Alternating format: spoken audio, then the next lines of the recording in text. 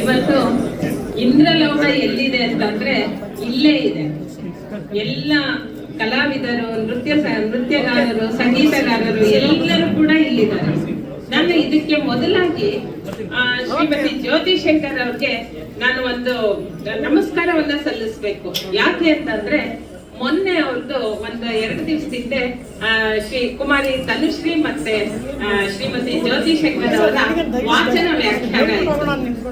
ಆ ಕಾರ್ಯಕ್ರಮದಲ್ಲಿ ನಾನು ಇಲ್ಲಿವರೆಗೂ ಅವರು ಪರಂಪರೆ ಏರ್ಪಾಡು ಮಾಡ್ತಾ ಇದ್ದ ಕಾರ್ಯಕ್ರಮಗಳಲ್ಲಿ ಅವ್ರ ಓಡಾಟವನ್ನ ನೋಡಿದ್ದೆ ಹೊರತು ಅವರ ವ್ಯಾಖ್ಯಾನವನ್ನಾಗಿ ಗಾಯನವನ್ನಾಗಿ ಕೇಳಿರ್ಲಿಲ್ಲ. ನಾನು ಮೊನ್ನೆ ಕೇಳ್ಬಿಟ್ಟು ನಾನು ನಿಜವಾಗ್ಲೂ ಎಷ್ಟು ಸ್ತಂಭೀಭೂತಳಾದೆ ಅಂತಂದ್ರೆ ಅಷ್ಟು ಸಂತೋಷ ಆಗಿತ್ತು. ನನಗೆ ಆನಂದದಿಂದ ಕಣ್ಣಲ್ಲಿ ನೀರು ತುಂಬಿ ಬಂತು, ದುಃಖದಿಂದ ಕಣ್ಣಲ್ಲಿ ನೀರು ತುಂಬಂತು, ಅಷ್ಟು ಸಂತೋಷ ಆಯ್ತು. ನಾನು ನಿಜವಾಗ್ಲೂ ಈ ಒಂದು ಇಂಥ ಸುಂದರವಾದ ವೇದಿಕೆಯಲ್ಲಿ ಅವ್ರ ನಮಸ್ಕಾರವನ್ನ ಸಲ್ಲಿಸ್ತೀನಿ.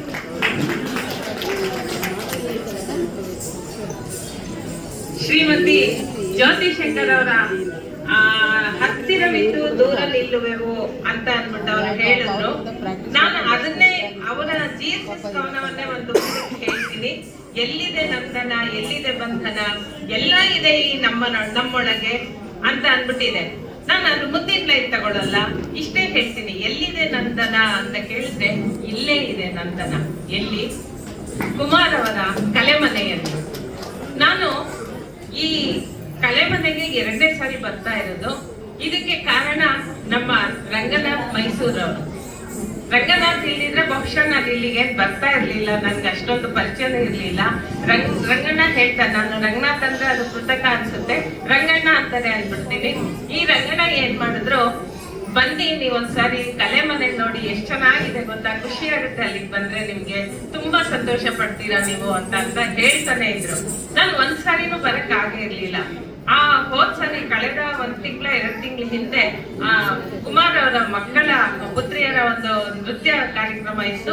ಆಗ ನಾನು ಬಂದೆ. ಆಗ ರಾಜ್ಕುಮಾರ್ ಭಾರತಿ ಮತ್ತೆ ಇತರ ಮಹಾನುಭಾವರೆಲ್ಲ ಬಂದಿದ್ರು. ತುಂಬಾ ಸಂತೋಷ ಆಯ್ತು ನನಗೆ. ಇಷ್ಟು ದೊಡ್ಡ ವೇದಿಕೆಯಲ್ಲಿ ನಾನು ಇಂಥ ಕಾರ್ಯಕ್ರಮವನ್ನು ನೋಡಿದ್ನಲ್ಲ ಅಂತ ನನ್ಗೆ ತುಂಬಾ ಖುಷಿ ಆಯ್ತು. ಸರಿ, ನೋಡ್ಕೊಂಡು ಹೋದ್ಮೇಲೆ ಒಂದು 4-5 ದಿವಸ ಅಥವಾ 1 ವಾರ ಬಿಟ್ಟು ನನಗೊಂದು ಕರೆ ಬಂತು. ಯಾರಿಂದ? ಶ್ರೀಯುತ ಕುಮಾರ್ ಅವರಿಂದ. ಮೇಡಮ್, ನಿಮ್ಗೆ ಹೀಗೆ ಒಂದು ಪ್ರಶಸ್ತಿಯನ್ನ ಕೊಡ್ತಾ ಇದೀವಿ, ದಯವಿಟ್ಟು ಬನ್ನಿ, ನಮ್ಮ ಕಲೆಮನೆ ಕಲಾಶ್ರೀ ಪ್ರಶಸ್ತಿ ಕೊಡ್ತಾ ಇದೀವಿ ಅಂತ. ನನ್ಗೆ ನಿಜವಾಗ್ಲೂ ಆಶ್ಚರ್ಯ ಆಗೋಯ್ತು. ನನ್ಗೆ ಯಾಕೆ ಆಶ್ಚರ್ಯ ಆಯ್ತು ಅಂತಂದ್ರೆ, ಇಂಥ ಒಂದು ಏನು ಅಂತಂದ್ರೆ ಇಲ್ಲಿ ನೆರೆದಿರೋರೆಲ್ಲ ಬರೀ ಕಲಾವಿದರ ಮಧ್ಯೆ ಒಂದು ನಮ್ಗೆ ಸನ್ಮಾನ ಅಂತಂದ್ರೆ ನಿಜವಾಗ್ಲೂ ನನ್ ಮೈ ಪುಳಕ ಆಯ್ತು, ರೋಮಾಂಚನ ಆಯ್ತು. ಹೌದಾ, ನಿಜವಾಗ್ಲೂನಾ ಅಂತ ಅಂದ್ಬಿಟ್ಟು ನನಗ್ ನಾನೇ ಒಂಥರ ಇದ್ ಮಾಡ್ಕೊಂಡೆ. ಹೌದಾ, ನಿಜವಾಗ್ಲೂನಾ ಅಂತ ನನ್ಗೆ ಆಶ್ಚರ್ಯ ಪಟ್ಕೊಂಡು ಸಮಾಧಾನ ಮಾಡ್ಕೊಂಡೆ ನಾನೇನೆ. ಹೌದು, ನನ್ಗೊಂದು ಪ್ರಶಸ್ತಿ ಕೊಡ್ತಾ ಇದ್ದಾರೆ ಅಂತ ಅಂದ್ಬಿಟ್ಟು. ಈ ಪ್ರಶಸ್ತಿ ನನಗೆ ನಿಜವಾಗ್ಲೂ ಎಷ್ಟು ಸಂತೋಷ ತಂದಿದೆ ಅಂತಂದ್ರೆ, ಬೆನ್ನು ತಟ್ಟೋದು ಬೇಕು. ಎಲ್ಲ ನಾವು ಎಂಥ ಕೆಲಸಗಳು ಮಾಡ್ತಾ ಇದೀವಿ ಅಂತಂದ್ರೆ ಅದಕ್ಕೊಂದು ಬೆನ್ನು ತಟ್ಟುವಿಕೆ ಇರ್ಲೇಬೇಕು. ಈ ಬೆನ್ನು ತಟ್ಟುವಿಕೆ ನಮ್ಮ ಜವಾಬ್ದಾರಿನ ಜಾಸ್ತಿ ಮಾಡುತ್ತೆ. ನಮ್ಮ ಕೆಲಸ ಕಾರ್ಯಗಳಲ್ಲಿ ಒಂದು ನೈಪುಣ್ಯತೆಯನ್ನ ಪಡ್ಕೊಳ್ಳೋದಕ್ಕೆ ನಮ್ಗೆ ಸಹಕಾರ ನೀಡುತ್ತೆ. ಆದ್ರಿಂದ ನನ್ಗೆ ಈ ಪ್ರಶಸ್ತಿ ಮಾತ್ರ ತುಂಬಾ ಸಂತೋಷ ತಂದಿದೆ. ಇವತ್ತು ನಮ್ಮ ಸಾಹಿತ್ಯ ದಾಸೋಹ ಕಾರ್ಯಕ್ರಮದಲ್ಲಿ ನಾಗ್ ಸೋಮೇಶ್ವರ ಅವರು ಬಂದಿದ್ರು. ನಾಗ್ ಸೋಮೇಶ್ವರ ಅವರ ಬಗ್ಗೆ ನಾವೇನ್ ಹೇಳ್ಬೇಕಾಗಿಲ್ಲ, ಅಂತ ಹೇಳಿ ಅವ್ರು ಬಂದಿದ್ರು. ಅವ್ರು ಒಂದು ಮಾತು ಹೇಳಿದ್ರು. ಏನು ಅಂತಂದ್ರೆ, 35ರಿಂದ 40 ವರ್ಷ ಆದಾಗ ಮನುಷ್ಯನ್ಗೆ ಅವನ ಮೆದುಳು ಸ್ಥಗಿತ ಆಗ್ತಾ ಬರುತ್ತೆ, ನಿಧಾನವಾಗಿ ಕೆಲಸವನ್ನ ನಿಲ್ಲಿಸ್ತಾ ಬರುತ್ತೆ. ಆಗ ನಮ್ಗೆ ಒಂದು ಆಧಾರ ಬೇಕಾಗುತ್ತೆ. ಏನ್ ಆಧಾರ ಬೇಕಾಗುತ್ತೆ? ಆ ಮೆದುಳು ಕೆಲಸ ಮಾಡ್ಬೇಕಾದ್ರೆ ಅವ್ನಿಗೆ ಯಾವ್ದೋ ಒಂದು ಆಧಾರ ಬೇಕಾಗುತ್ತೆ. ಏನ್ ಆಧಾರ? ಒಂದು ನಾವೇ ರೂಢಿಸ್ಕೋಬೇಕು. ಏನನ್ನ ಓದೋದನ್ನಾಗ್ಲಿ, ಬರೆಯೋದನ್ನಾಗ್ಲಿ, ನಡಿಗೆಯನ್ನಾಗ್ಲಿ, ಮನೇಲಿ ಯಾವ್ದೋ ಒಂದು ಕೆಲಸವನ್ನ ಹಂಚ್ಕೊಳ್ಳೋದಾಗ್ಲಿ, ಅಥವಾ ಒಂದು ಶ್ಲೋಕಗಳನ್ನ ಕಲಿಯೋದಾಗ್ಲಿ, ಈ ತರ ಯಾವ್ದೋ ಒಂದು ಕೆಲಸವನ್ನ ಹಂಚ್ಕೊಳ್ಳಿ. ಆಗ ನಿಮ್ಗೆ ನಿಮ್ಮ ಮೆದುಳು ಕೆಲಸ ಮಾಡ್ತಾನೆ ಇರುತ್ತೆ, ನಿಷ್ಕ್ರಿಯವಾಗೋದಿಲ್ಲ ಅಂತ ಅಂದ್ಬಿಟ್ಟು ಹೇಳಿದ್ರು. ನಿಜವಾಗ್ಲೂ ನನ್ಗೆ ಇಲ್ಲಿ ನೋಡ್ದಾಗ ಅನ್ನಿಸ್ತಾ ಇದೆ, ನಾವೇ ನಾವೆಲ್ಲ ಹಿರಿಯರು ಅಂತಂದ್ರೆ ಸೀನಿಯರ್ ಸಿಟಿಸನ್ ನಾವೆಲ್ಲ. ನಮ್ಗೆಲ್ಲ ಇಂಥದೊಂದು ಅವಕಾಶ ಖಂಡಿತ ಬೇಕಾಗಿದೆ. ಇಂಥ ಒಂದು ವೇದಿಕೆ ಆಗ್ಲಿ, ಇಂಥ ಒಂದು ನೆರೆದವರ ಒಂದು ಸಭಿಕರಾಗ್ಲಿ ಎಲ್ಲರೂ ಬೇಕಾಗಿದ್ದಾರೆ. ಇಂಥ ಒಂದು ಕಾರ್ಯವನ್ನ ಶ್ರೀಯುತ ಕಲೆಮನೆ ಕುಮಾರ್ ಅವರು ಮಾಡ್ತಾ ಇದ್ದಾರೆ. ಇನ್ನೊಂದು ವಿಷಯ ಹೇಳ್ಬೇಕು, ನಮ್ಮ ಮೇಡಮ್ ಇದ್ದಾರೆ, ಹೈಸ್ಕೂಲ್ ಮೇಡಮ್ ಕಮಲಮ್ಮ ಟೀಚರ್ ಅಂತ. ನಾನು ಅವ್ರ ಜೊತೆ ನನ್ ಸಂತೋಷನ ಅವ್ರ ಜೊತೆ ಹಂಚ್ಕೊಂಡೆ. ಏನು ಅಂತಂದ್ರೆ, ಈ ಕಲೆಮನೆ ಅಂತ ಅನ್ನೋ ಒಂದು ಸಂಸ್ಥೆಯಿಂದ ನನಗೆ ಪ್ರಶಸ್ತಿ ಕೊಡ್ತಿದ್ದಾರೆ ಮೇಡಮ್ ಅಂತ ಸಂತೋಷದಿಂದ ಹಂಚ್ಕೊಂಡೆ. ಹೌದೇ, ನಮ್ಮ ಕಲೆಮನೆ ಅನ್ನೋ ಹೆಸರೇನೆ ಒಂಥರ ಚೆನ್ನಾಗಿ ಕೇಳಿಸ್ತಾ ಇದೆಯಲ್ಲ ಅಂತಂದ್ರು.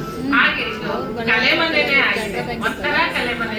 ನೋಡಿದ್ರೆ ಎಲ್ಲಾ ಕಡೆನೂ ಕಲಾವಿದರು, ಕಲೆಯ ಒಂದು ಇದೆ, ಸೌಂದರ್ಯನೇ ಇದೆ ಅಂತ ಅನ್ಸುತ್ತೆ. ಹಾಗಾಗಿ ನನ್ಗೆ ಇವತ್ತು ಕೊಟ್ಟ ಪ್ರಶಸ್ತಿ ನನಗೆ ತುಂಬಾ ಸಂತೋಷ ತಂದಿದೆ. ಅದ್ರಲ್ಲೂ ಕೂಡ ನನಗೆ ನಾಗರಾಜ್ ಬೈರಿ ಸರ್ ಮತ್ತೆ ಜ್ಯೋತಿ ಶಂಕರ್ ನಮ್ಮ ಇವ್ರ ಜೊತೆ ಎಲ್ಲ ನಾನು ಪ್ರಶಸ್ತಿ ತಗೊಂಡಿದ್ದೀನಿ ಅಂತಂದ್ರೆ, ಅಂಶಿ ಪ್ರಸನ್ನ ಕುಮಾರ್ ಇವ್ರ ಜೊತೆ ಎಲ್ಲ ಒಂದು ಪ್ರಶಸ್ತಿಯನ್ನ ಪ್ರದಾನ ಮಾಡಿದ್ದಾರೆ ಅಂತಂದ್ರೆ ಅದು ನನಗೆ ತುಂಬಾ ಸಂತೋಷದ ವಿಷಯ ಆಗಿದೆ. ತುಂಬಾ ಖುಷಿ ಪಟ್ಟಿದ್ದೀನಿ. ಇದೊಂಥರ ಸಂಭ್ರಮಿಸೋ ಕ್ಷಣ ಅಂತ ನನ್ಗನ್ಸುತ್ತೆ.